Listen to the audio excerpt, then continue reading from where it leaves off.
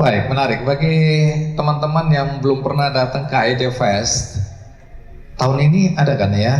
Bulan September akhir. Nah, Yoris, kalau anak-anak ini merasa bahwa dia sekarang ini tidak pas dengan bidangnya, bagaimana peluang dia di dunia kreatif misalnya? Atau bagaimana dia harus kreatif menciptakan peluang-peluang untuk kemudian dia bisa sukses dan bahagia?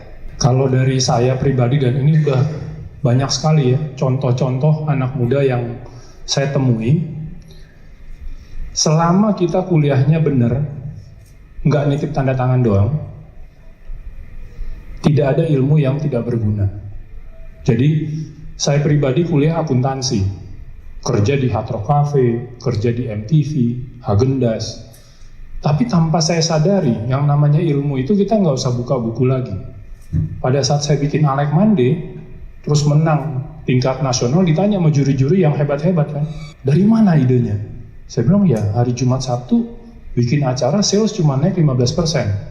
Saya pindahin ke Senin, salesnya triple. Itu kan ilmu akuntansi yang saya lakukan tanpa saya sadari. Karena itulah ilmu pengetahuan kita pelajari di kampus, masuk melekat ke kita, tapi saya nggak jadi seorang accountant gitu kan. Jadi itu salah satu contoh. Terus saya juga punya contoh dari Rian. Rian ini bahkan hadir di Kick Andy yang launching buku Generasi Langgas. Dia udah punya 2 bisnis, nggak gagal sih, tapi gitu-gitu aja.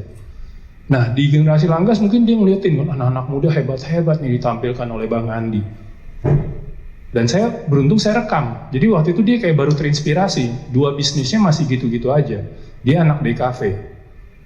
Nah bisnis ketiganya setelah hadir di Kick Andy itu, dia bikin Snesi Boom.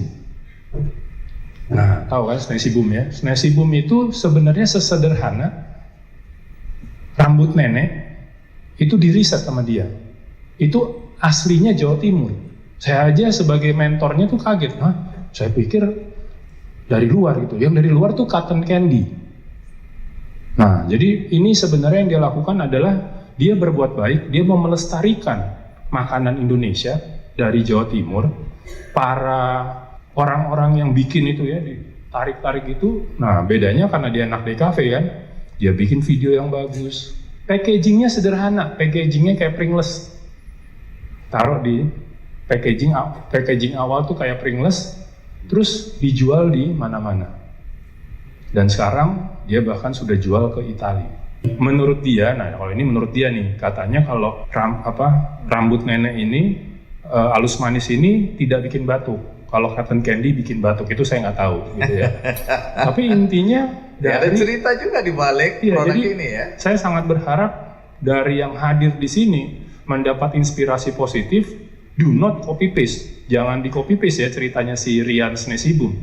Tapi bikin sesuatu yang benar-benar kalian. It's really you, but different than others. Karena waktu Rian bikin Snesi Boom, belum ada yang mikirin rambut nenek halus manis ini dijadikan bisnis snackpreneur. Oke, menarik. Jadi banyak teman-teman yang terpengaruh oleh kisah sukses yang sebelum ini itu meniru-niru ya. Mereka bilang, dia bisa bikin itu bagus, aku ikut. Nah ini yang sebaiknya jangan ya. Kita menciptakan sendiri ide-ide kreatif kita. Tentu saja ada risetnya ya. Saya tahun 96 itu naik kelas di bangku SMA.